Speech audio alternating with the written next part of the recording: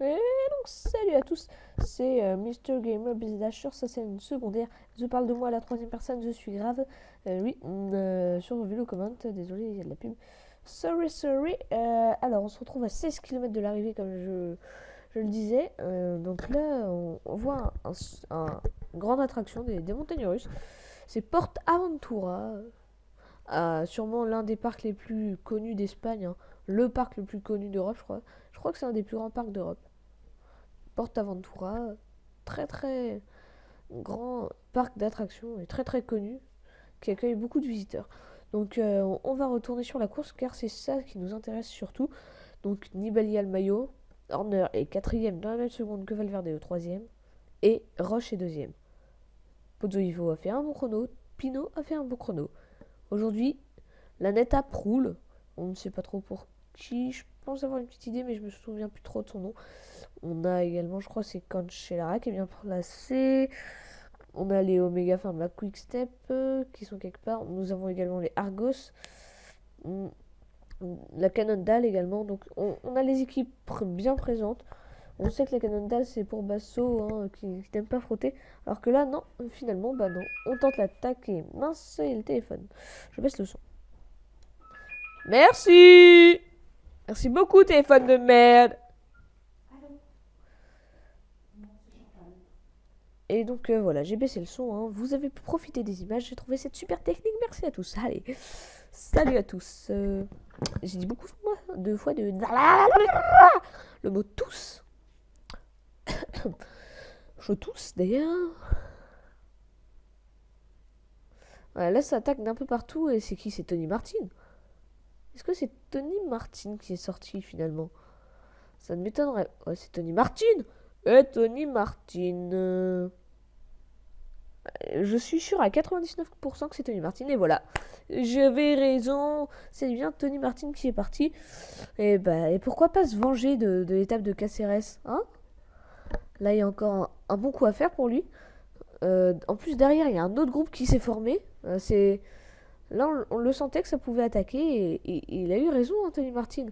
En plus, là, on le sent pas totalement à fond. Mais bon, c'est un très bon rouleur. Et là, je pense qu'il a envie de gagner son étape, peut-être un peu dérangé, quoi, par l'étape d'hier où Cancellara l'avait emporté devant lui, Tony Martin, qui passait encore pour la deuxième fois sur cette Volta à côté d'une victoire.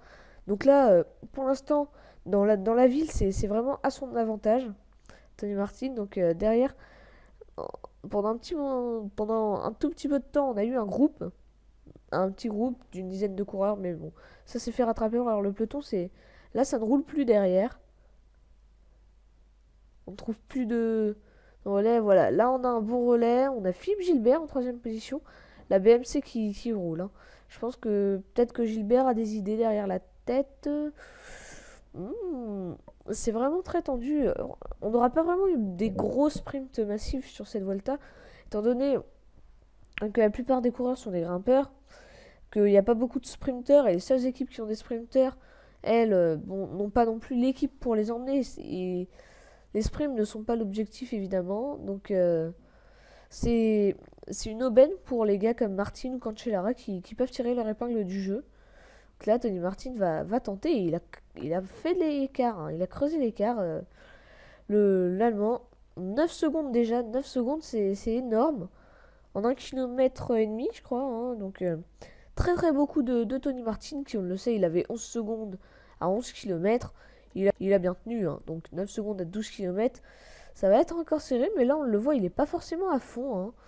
Il est capable d'emmener plus gros, hein. 11 secondes, là je sens qu'il est, qu'il est en grande forme, Tony Martin. Et là, il n'a pas fait les 160 km d'échappée. Non, là, il est tout frais, il sort du peloton. Même si hier, il a déjà fait un gros effort, la deuxième place, ça ne doit pas lui convenir. Et c'est tout à fait normal pour l'Allemand, champion du monde en titre du chrono. Et derrière, la BMC n'arrive absolument pas à revenir sur lui. Et c'est tout à fait normal, car on a un peu le champion du monde en titre du contre-la-montre. Donc il y a la BMC qui roule là en tête, hein. Donc Tony Martin là qui en plein effort. On le voit là en plein effort, qui avec sur le grand plateau toujours évidemment. Il emmène gros le spécialiste du chrono. Alors, donc là on a la BMC, on a la Astana, on a la Cannondale, on a la Radio Shack, on a la Lotto Belisol, on a plusieurs équipes. Hein. Et Philippe Gilbert en troisième position. Ça c'est plutôt intéressant. Il a sûrement des idées derrière la tête, le Belge, le leader de l'équipe BMC Racing Team. Alors, qu'allons-nous avoir comme arrivée? Sprint massif, arrivée solitaire, arrivée en petit groupe. Jusque-là, on a été servi en termes de varé. Ça a varié, hein, franchement, mais là, on le sent, mais vraiment pas à fond. Tony Martin, non, il est rattrapé, c'est ça? Non, il n'est pas rattrapé, loin de là. Ah si, il est rattrapé. Ah voilà. C'est la fin de l'aventure pour Tony Martin, qui pourtant, moi j'aurais dit, il aurait pu être capable hein, d'y aller tout seul. Il n'est pas à fond, vraiment. Mais bon, s'il n'avait pas les jambes ou il se sentait un peu trop juste, bah, ce n'est pas grave. Mais il aura encore fait le show. Un peu moins que la semaine dernière lors de l'arrivée à Caceres. Là, s'il reste à l'avant du peloton, ça peut devenir un danger. Hein. Ah, il reste à l'avant du peloton. Bon, alors. Donc là, on est à l'arrière du peloton. Donc ça fait déjà 3h52 de route. On a des coureurs de la Cofidis à l'arrière du peloton. 3 coureurs. On a également le leader de la Vacances Soleil. J'aime bien pas aller comme ça. Donc là, 10 km, c'est ça, 10 km de l'arrivée seulement à parcourir. Ça fait 6 km que je suis en mode compagnie et ça fait 6 minutes. Donc là, vraiment, ça roule assez rapidement.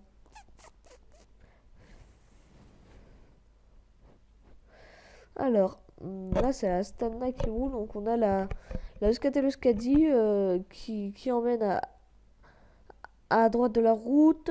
Donc, à gauche de la route, on a la Lamprey pour Maximilio Ricciezze. On a également les Oeka Green Edge.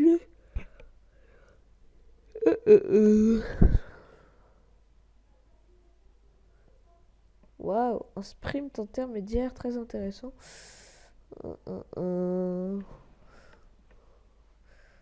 Ivan Basso. Ah, j'ai compris le petit jeu de la Cannondale. Il a été prendre des bonifications, le petit Ivan Basso, c'est ça?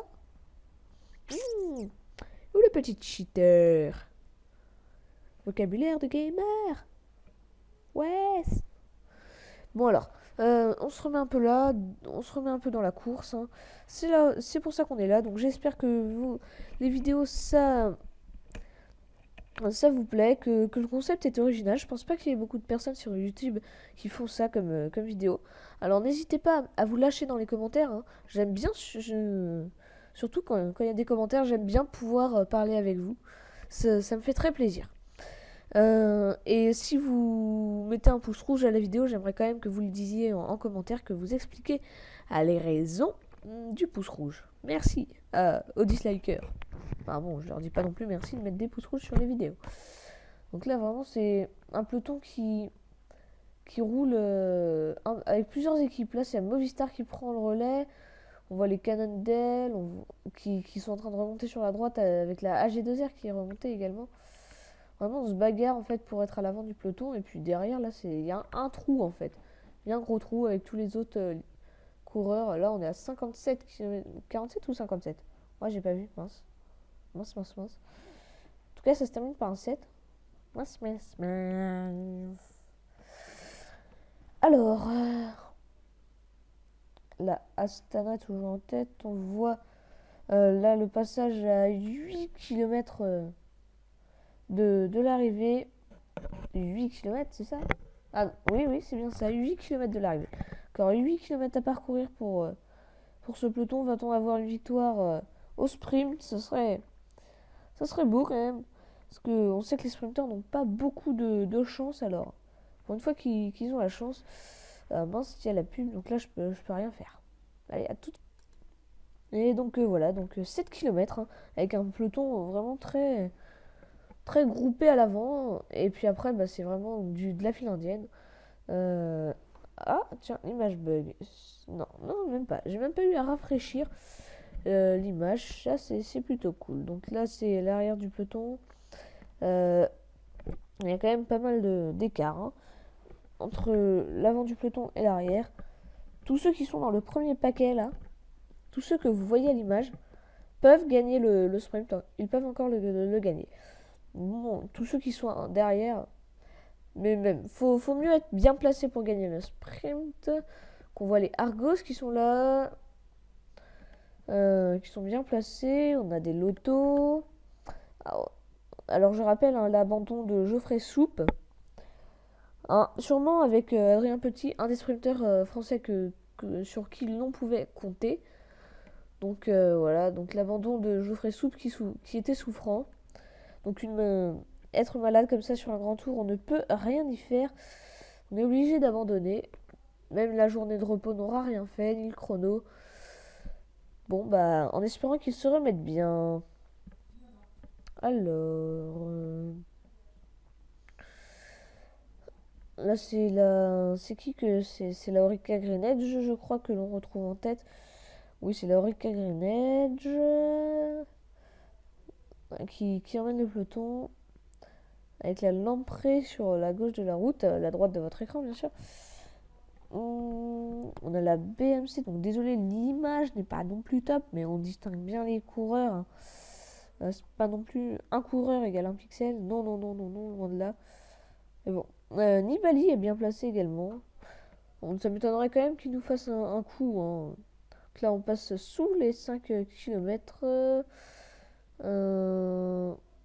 Ça se bagarre en tout cas dans le peloton. On essaie de se trouver sa place en fait, de trouver sa place dans le peloton.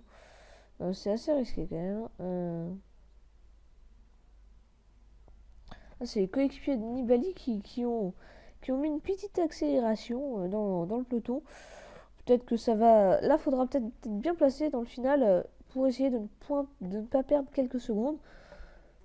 Ici à Tarragona, ouais, Nibali est bien placé. Hein. Évidemment, très vigilant sur les coups de bordure. Là, ce serait même pas des coups de bordure, ce serait juste d'être lâché par faute d'inattention. Faut faire attention là. Qu'est-ce qui se passe? Crevaison pour Pozzovivo. Crevaison de Domenico Pozzovivo. Et il a des coéquipiers évidemment qui l'attendent. Ah, j'ai peur pour lui, on est quand même à 4 km de l'arrivée, ça serait quand même dommage hein, pour le coureur de la AG2R, la mondiale, qui hier pourtant avait fait un super chrono. Donc là c'est dommage hein, parce que le peloton est lancé à vive allure. On ne va pas l'attendre, si seulement ça aurait pu arriver 1 km 100 plus tard. Il aurait pu éviter de perdre du temps comme ça. Mais ça va être très compliqué de limiter la casse pour le petit grimpeur de poche italien de la G2R la mondiale qui, on le rappelle, hein, visait le top 10 et après son podium sur le chrono d'hier, tout était possible. Là, ça va être un peu plus compliqué. On rappelle, hein, mauvaise nouvelle pour les coureurs de la AG2R mondiale. Pozzovivo vient de crever. Alors, 3 km 400. Le sprint, on va le dire, est déjà lancé. Si on veut gagner le sprint, il faut être devant. Il faut être dans les 20 premiers, sinon on ne gagnera pas le sprint aujourd'hui, ça c'est sûr. Donc Nibali est très très bien placé. C'est vraiment pour éviter tout écart et surtout pour en prendre. Parce que là, il peut récupérer de l'écart. Hein. Si dans les derniers mètres, il s'accroche et que ça lâche un peu derrière, il peut limiter la casse. D'ailleurs, en même temps, c'est un peu son équipe qui roule. Donc, je crois que là, il a vraiment l'envie de ramener ce maillot rojo au bout. Hein, comme il avait pu le faire en 2010. 4 heures déjà de route pour les coureurs. C'est extrêmement long. Sous un soleil de plomb, en plus, j'imagine. Alors que là, on voit que il n'y a pas autant de supporters qu'au Tour de France. Hein, ils sont tous à la plage. Donc là, on a là, on a vraiment 2 équipes bien placées. 3 équipes même. Non, 4. On va mettre 4 équipes. La Garmin, la Orica, la Lamprey et la Argos. Parce que la Astana, on va pas la compter dedans vu qu'elle n'a pas vraiment de sprinter. Donc on a Matthews, Farrar, on a Sinkeldam, je pense, et Richese. Adrien Petit. Adrien Petit, ouais, je pense, ouais, il est vers l'avant. Nibali est un peu reculé. Un petit rond-point, là, c'est dangereux quand même. C'est un final casse-gueule. Hein. C'est un final casse-gueule. Ça, je le sais, donc ça va falloir faire très attention pour les coureurs. Hein. Il va falloir faire très attention à ce final, ça va être très très difficile. Mais bon, on les connaît. Hein. Quand on est pro, on sait ce qu'il faut faire. Donc là, ça temporise un peu, non? Là, c'est la Garmin Sharp qui prend le relais. Hein. Donc c'est fini. Là, c'est la Orica Green Edge qui lance le sprint. Déjà, c'est quand même de loin. Hein. Matthews n'a plus qu'un équipier. Il est en deuxième position. On sent que ce n'est pas non plus les gros trains comme sur le Tour de France. Mais bon, c'est quand même...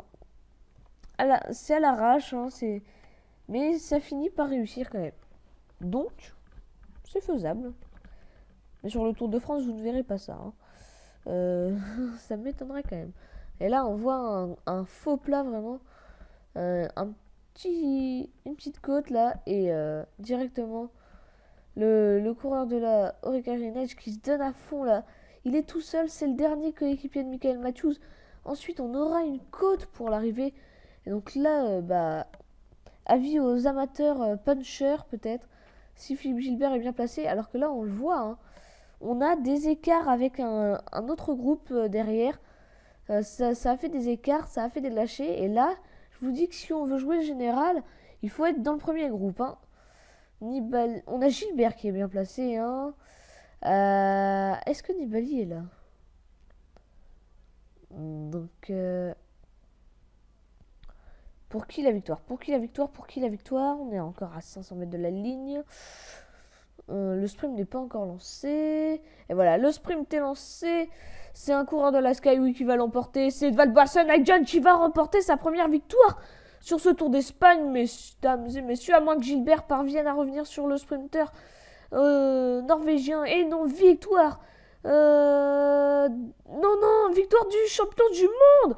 Et victoire du champion du monde qui vient coiffer Edvald Boasson-Hagen. Désolé, en fait, regardez ça sur ma télé. Désolé.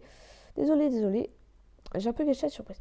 Mais ouais, victoire de Gilbert qui là ne le perd pas pour un pneu, mais la gagne pour un pneu devant Boasson-Hagen qui avait quand même un bon vélo d'avance pendant un temps. Et puis Gilbert, en grand champion du monde, en grand vainqueur, il vient remporter cette étape et ça le met en confiance pour conserver son titre. Hein. Bravo Philippe Gilbert. Et donc moi je vous dis salut, à demain et bonne rentrée.